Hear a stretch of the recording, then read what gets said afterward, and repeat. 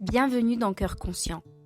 Je suis Claudine, psychologue, et dans ce podcast, je développe l'idée que la plupart des problèmes émotionnels récurrents, les troubles anxieux, les traumatismes de l'enfance, c'est dans le corps qu'ils prennent naissance, et c'est dans le corps qu'ils pourront être dénoués.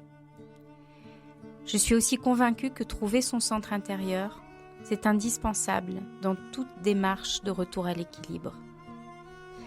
Des voies existent pour se libérer de ces enfermements et une fois qu'on connaît les clés de libération, il est possible de cheminer en autonomie vers la croissance et l'épanouissement. À partir de mon expérience clinique et aussi de mon expérience de vie, je vais te donner des outils, des pistes à suivre sur ce que j'ai rencontré à ce jour de plus efficace. Alors si tu as essayé beaucoup de choses tout en ayant l'impression de tourner en rond, et que tu es encore en recherche d'autres chemins possibles, alors viens, je t'emmène avec moi au fil de ces épisodes.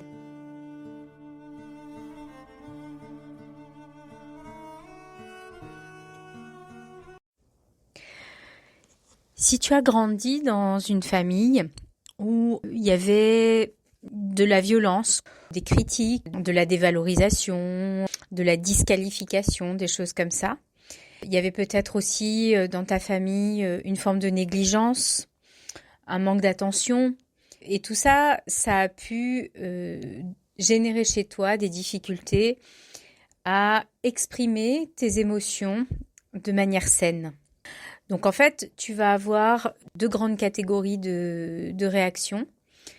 Soit tu vas avoir une tendance à hyper réagir, c'est-à-dire à avoir tendance à perdre ton sang-froid, à pleurer aussi de manière incontrôlée très très facilement.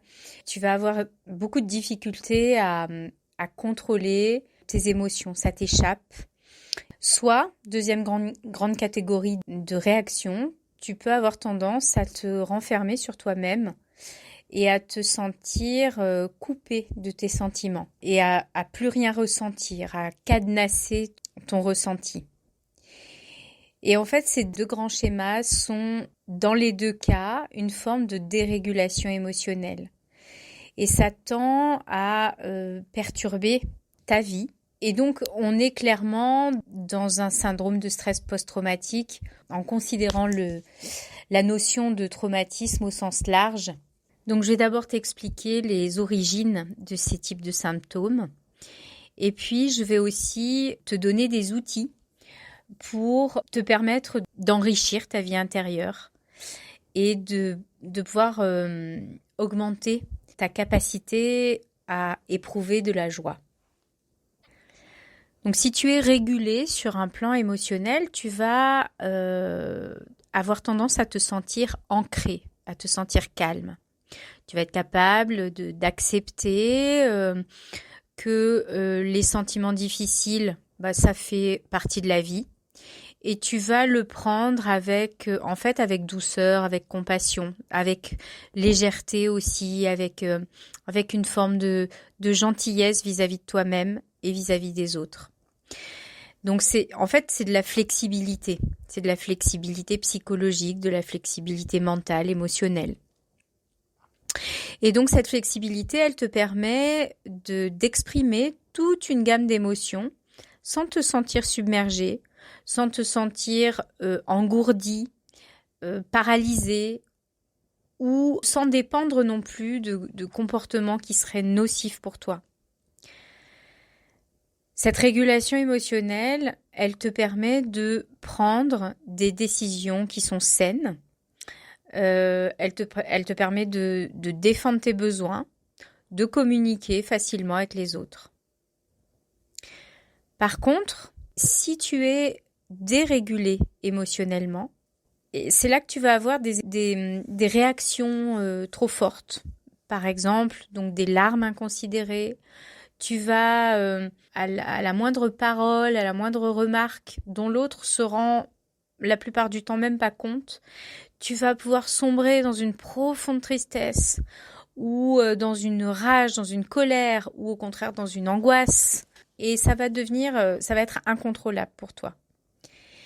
Et tout ça, ça va perturber ta capacité à te concentrer au travail, ça va te perturber ta capacité à vivre en fait au jour le jour, à élever tes enfants, à communiquer avec ton conjoint, à communiquer avec tes amis. Ça va venir en permanence interférer.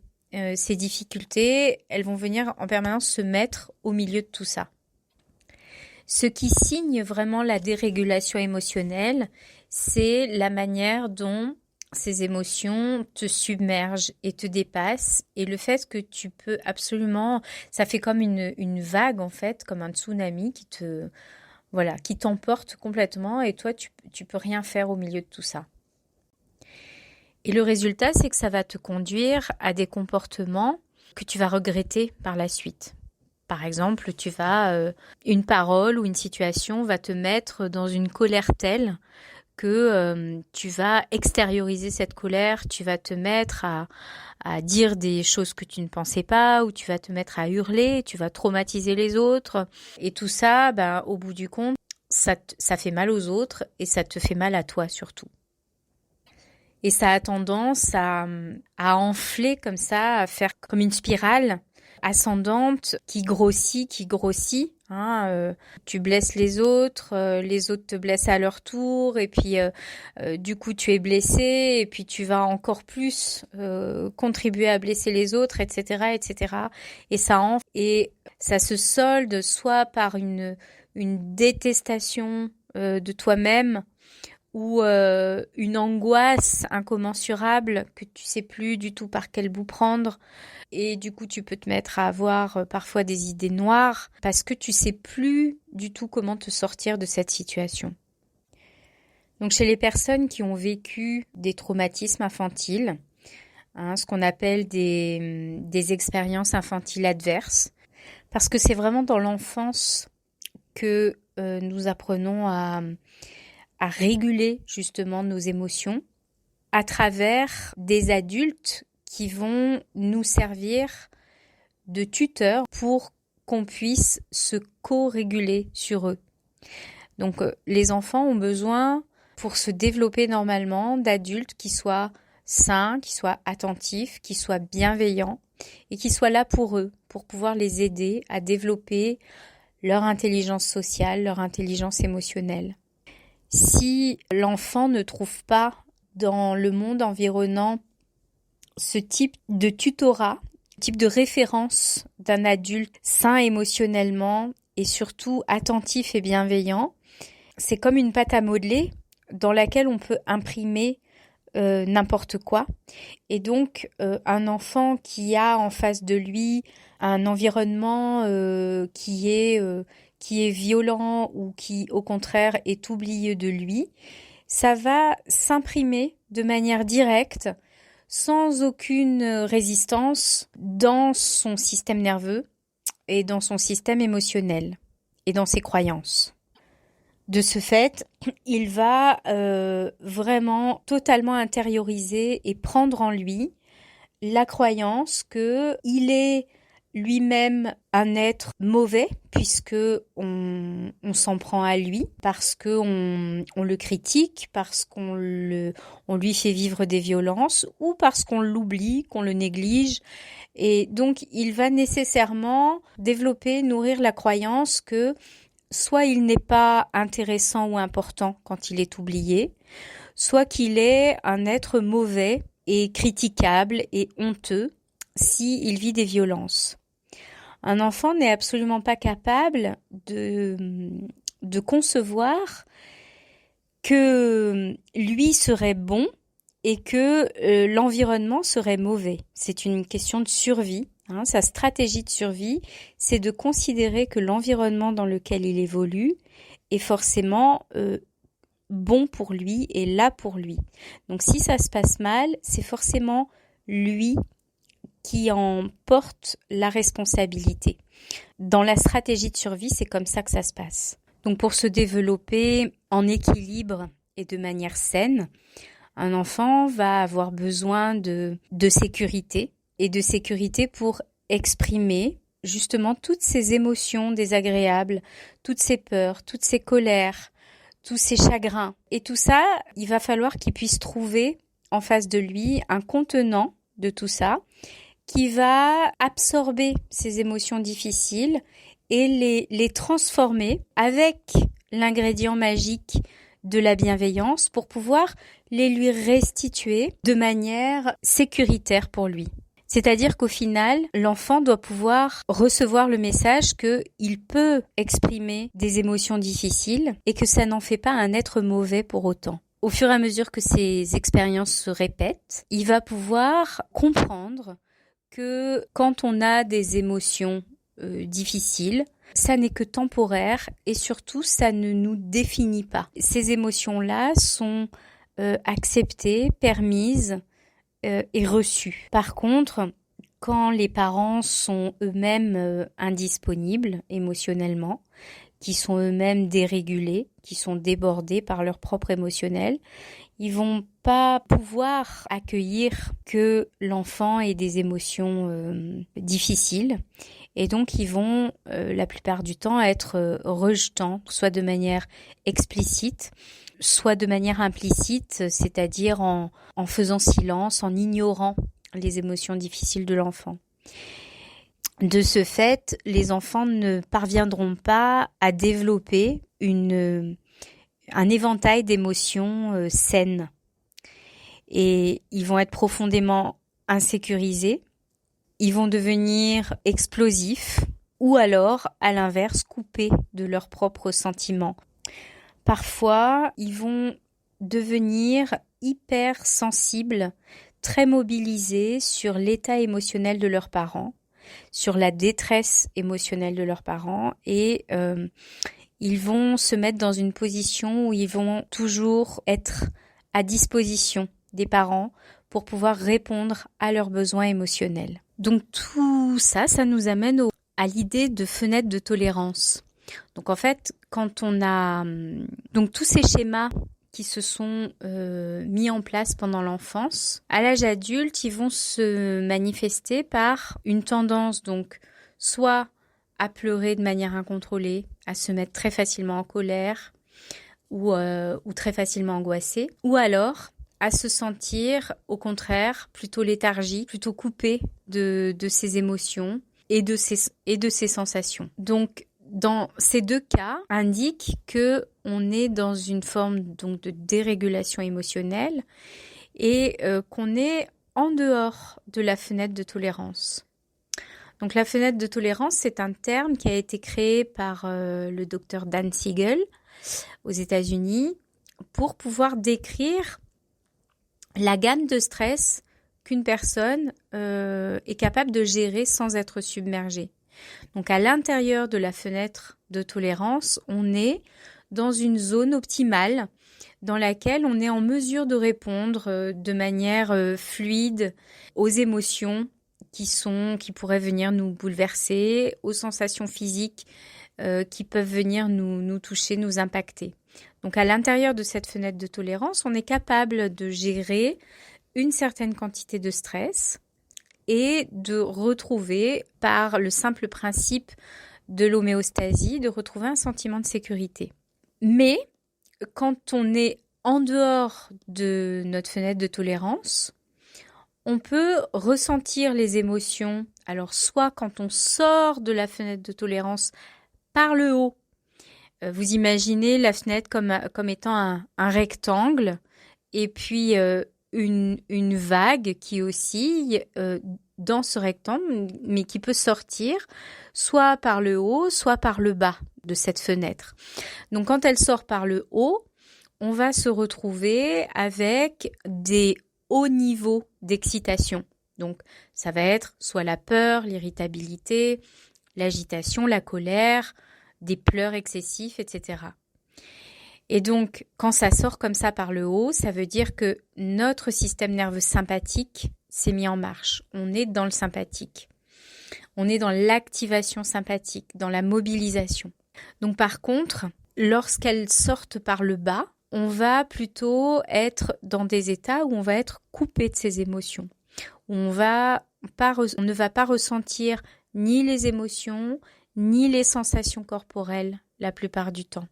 On ne sait pas ce qu'on sent. On est comme engourdi, comme confus, paralysé. on n'a pas accès à notre monde intérieur et à ce qui se passe. On peut se sentir léthargique, impuissant, engourdi, déprimé, terne sur un plan émotionnel. Et donc là, c'est vraiment le parasympathique qui réagit. Et donc c'est dans le langage de la théorie polyvagale, on est dans le vagal dorsal. Et donc les personnes qui sont atteintes qui vivent un stress post-traumatique, qui ont vécu un trauma, elles alternent en fait en permanence entre ces hauts et ces bas. Alors on va détailler un petit peu mieux ce qui se passe dans les hauts et dans les bas.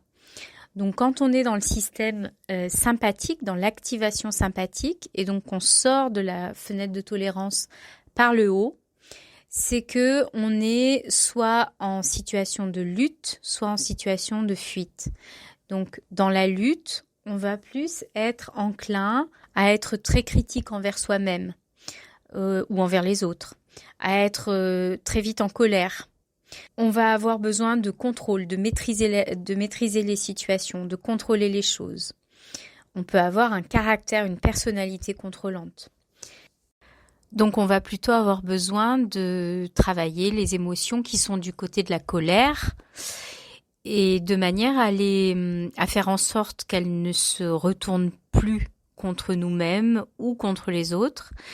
Et donc on va avoir besoin plutôt d'aller développer des compétences comme l'assertivité, c'est-à-dire à exprimer nos limites au moment où elles doivent être exprimées, c'est-à-dire dès lors que on se sent menacé dans notre intégrité psychique ou physique, pouvoir exprimer raisonnablement nos limites de manière à faire en sorte qu'elles ne soient pas dépassées. Donc par rapport à la tendance à la fuite, on va avoir une tendance plutôt à donc sortir toujours de la fenêtre de tolérance par le haut, par une tendance à sursauter facilement, à être en hyper acuité, en hyper vigilance par rapport à notre environnement, donc être plutôt sur nos gardes. Avoir un peu une tendance à être déconnecté du corps et donc à fuir tout ce qui peut nous rappeler les ressentis et les émotions traumatiques. Donc déconnecté du corps, souvent ça se manifeste par le fait d'être toujours un peu dans la tête, beaucoup dans le mental. On va avoir tendance à raisonner beaucoup, à prévoir beaucoup. Donc pour revenir dans la fenêtre de tolérance, il va falloir apprendre à ralentir, c'est-à-dire à vivre comme si c'était un film qu'on se passe au ralenti. Pas brûler les étapes de notre ressenti, ce qui se passe à l'intérieur de nous.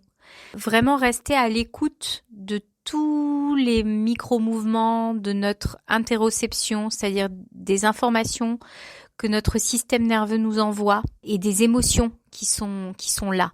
Et qu'en général, c'est parce qu'on passe trop vite dessus qu'on ne les écoute pas. Donc là, c'est vraiment des compétences plutôt de l'ordre de la pleine conscience, en fait, et de se poser davantage dans l'ici et maintenant.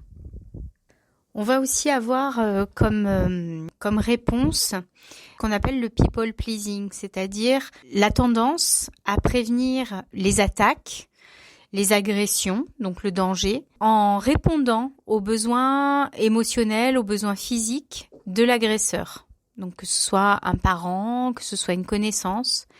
Et donc en fait, ça revient à être une réaction de soumission qui va entraîner une forme d'attachement pathologique à l'agresseur. Donc quand on a développé ce schéma dans l'enfance, eh bien, à l'âge adulte, on va avoir tendance à se mettre dans des schémas de codépendance dans lesquels on va sacrifier ses propres besoins pour pouvoir maintenir la relation. Donc, pour sortir de ce schéma, il va être important d'apprendre à développer ses propres limites et de travailler à l'amélioration de l'estime de soi. Alors ensuite, on a la sortie de la fenêtre de tolérance par en dessous. Et donc par en dessous, on a ce qu'on appelle la réaction en mode freeze. C'est-à-dire le fait d'être comme sidéré, paralysé, immobilisé, gelé en anglais. Donc cette réaction, Elle va arriver quand on se sent totalement impuissant à répondre à une menace, quelle qu'elle soit. Donc c'est vraiment l'image du lapin dans les phares de la voiture. On est dans cette configuration, par exemple dans les relations de la vie quotidienne. On peut parfois avaler des couleuvres, être régulièrement maltraité, trompé, violenté par un conjoint, par exemple. Et donc être parfaitement conscient de tout ça, mais être dans l'incapacité absolue à sortir de la situation. Alors pour guérir de tes traumatismes, de tes états émotionnels difficiles, il va falloir se concentrer sur le renforcement de ta capacité à te sentir régulé nerveusement et en contact avec tes ressources. Donc, ça veut dire en d'autres termes qu'il va falloir que tu apprennes à rester dans ta fenêtre de tolérance. Et donc, quand tu seras mieux régulé, à ce moment-là, l'état obtenu de rétablissement va t'aider à développer une capacité à gérer toute une gamme de détresse émotionnelle de plus en plus large. Donc, pour augmenter ton seuil de tolérance, il va falloir ralentir. Il va falloir prêter attention avec compassion, aux émotions, aux sensations, à ce qui se passe dans ton corps et en particulier à ce qui est désagréable, tout en étant capable de reconnaître que toutes ces choses, les sentiments, les sensations, ne te demandent aucune réaction. Simplement, tu peux remarquer en toi un sentiment d'irritabilité, des tensions, une envie de bouger, un changement dans ta respiration, le fait que tu perds ta concentration ou que tu te sens tout d'un coup vidé d'énergie. Au lieu d'essayer de répondre à ces sentiments, au lieu d'essayer de les repousser, tu peux les prendre autrement, c'est-à-dire que tu peux y mettre simplement de la curiosité, ralentir, te poser et les regarder simplement avec curiosité. Il faut que tu saches que le fait de poser ta conscience dessus sans rien chercher à faire, tu vas leur laisser la possibilité de se déployer en toi et que en quelques secondes à quelques minutes, ils vont disparaître comme des bulles à la surface de l'eau.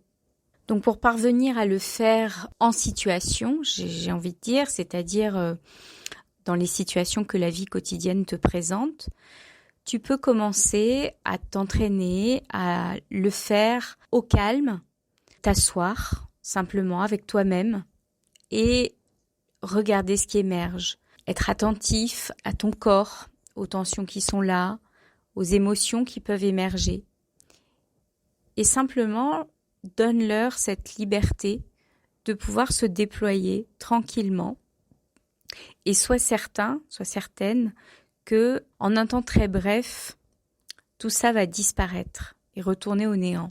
Tu peux aussi, dans ces moments de pratique, t'entraîner à répondre positivement. Quand je dis répondre, ça n'est pas réagir.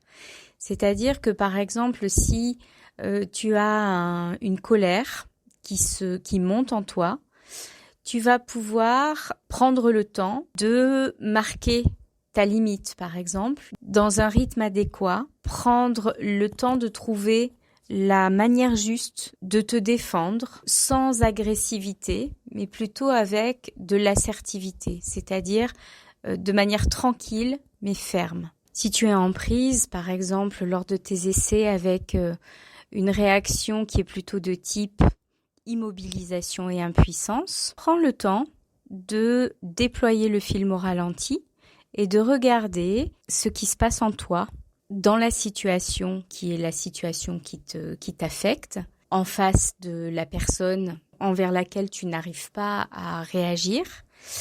Et tu peux faire un arrêt sur image au moment où tu éprouves, parfois de manière très embryonnaire, l'envie, l'impulsion, le mouvement de réagir, mais qui se retrouve empêché, paralysé. Donc reviens sur ce moment particulier et essaye de l'amener jusqu'à son terme, en tout cas de le déployer, de le dégeler et de l'amener le plus loin possible et si possible jusqu'à son terme. Donc tout ça, ce sont des choses qu'on pratique dans les ateliers que je conduis et qu'on prend vraiment le temps avec les outils de la pleine conscience, avec les pratiques somatiques bien particulières, avec le travail de breathwork sur la respiration.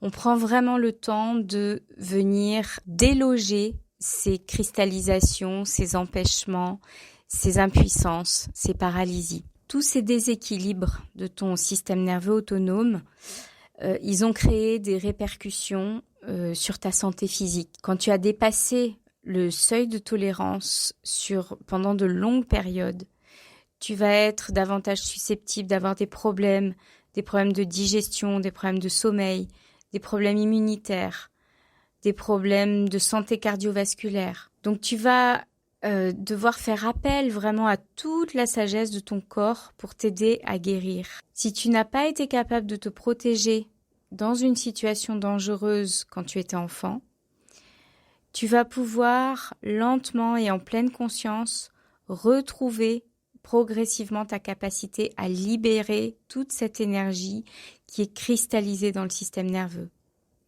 Tu vas pouvoir soutenir ta santé en te connectant à des mouvements, à des pratiques somatiques qui vont t'aider à résoudre des situations traumatisantes que tu as vécues et qui sont sans doute restées bloquées dans ton corps pendant très longtemps. Donc ce que je te suggère, c'est de prendre le temps. Tu prends un carnet. Déjà, si tu es dans une démarche de guérison, de rétablissement, tu devrais toujours avoir avec toi un carnet sur lequel tu prends toutes les notes, toutes les observations possibles et imaginables sur ton système, autant sur tes émotions, sur les réactions de ton corps, sur tes pensées.